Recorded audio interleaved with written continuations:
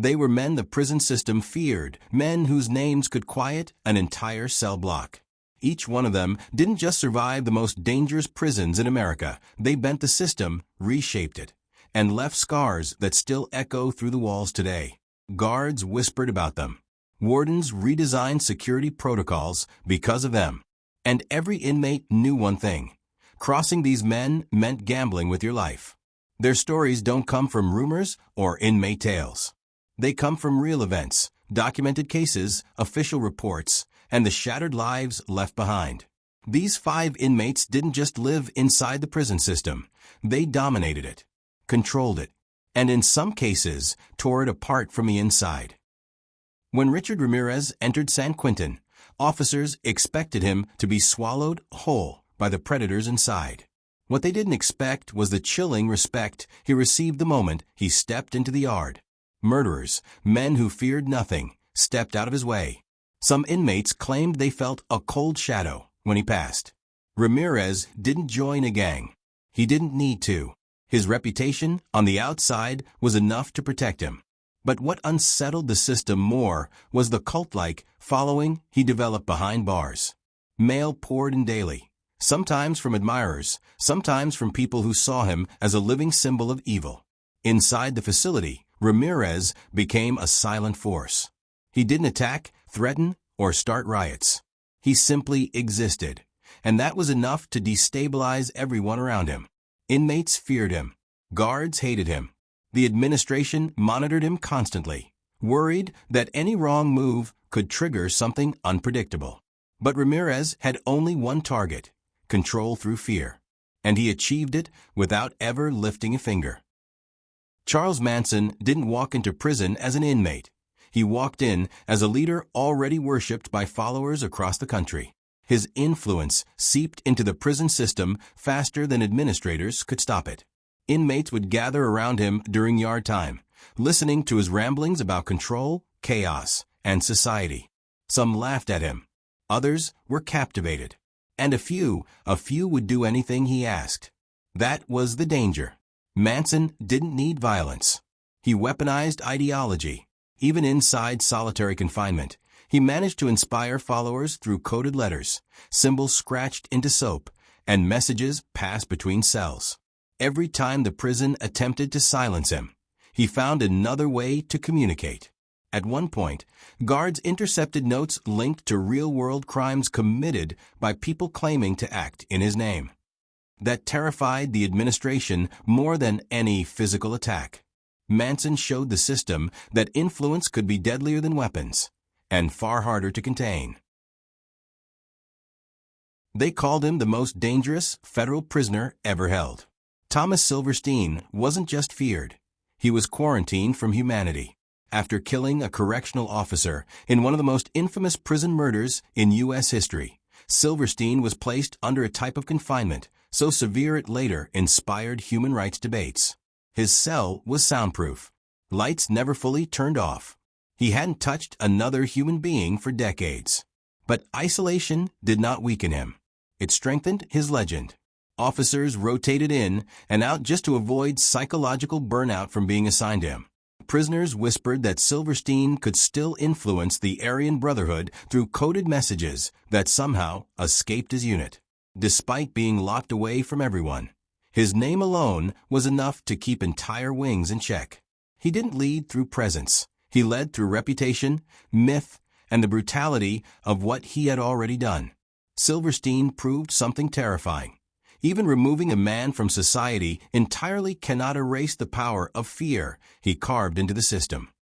Before Alcatraz, Robert Stroud was known as the Birdman, a man whose intelligence rivaled doctors and whose temper rivaled killers.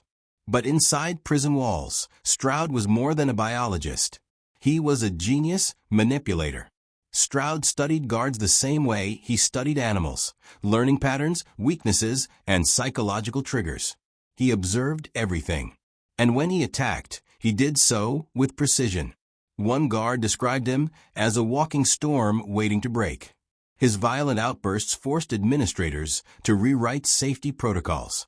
He turned solitary confinement into his laboratory, building a network of influence by exchanging letters, research papers, and smuggled items. Even after being transferred to Alcatraz, the prison designed to break men, Stroud remained mentally unstoppable.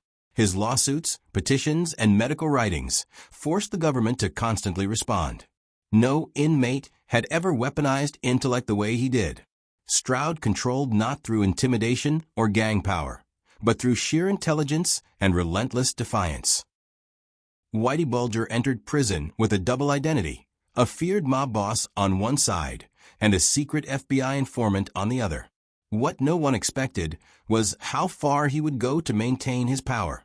Behind bars, Whitey played inmates and guards like chess pieces. He funded commissary accounts. He ordered hits through coded conversations. He learned which officers were corrupt and which inmates were desperate enough to do his bidding. Rumors spread that Whitey had protection from the outside, making him untouchable. Whether true or not, the idea alone gave him leverage. But the prison system's greatest mistake was assuming he was finished. Bulger kept manipulating, controlling, and surviving, until the day another gang finally got their hands on him, ending one of the most calculated power games in American prison history. Whitey Bulger didn't just survive in prison. He exposed its cracks and used them to build a throne. The system was forced to adapt. Supermax prisons were redesigned. Communication policies were rewritten. Gang monitoring units were expanded. Entire wings were created to isolate people like Silverstein, contain minds like Manson, and limit influence like Bulger. These 5 men didn't just frighten the system, they reshaped it. They proved that danger doesn't end at the prison gates. It evolves, adapts, and sometimes grows even stronger on the inside. Their stories remain carved into the walls, reminders of the 5 inmates who forced America to rethink what maximum security really means. What these men left behind wasn't just chaos, it was a warning. A reminder that the system is only as strong as the people tasked with controlling it. And sometimes, the most dangerous individuals aren't the ones trying to escape, but the ones who learn how to rule from within. Their stories will never fade. Their names will never be forgotten.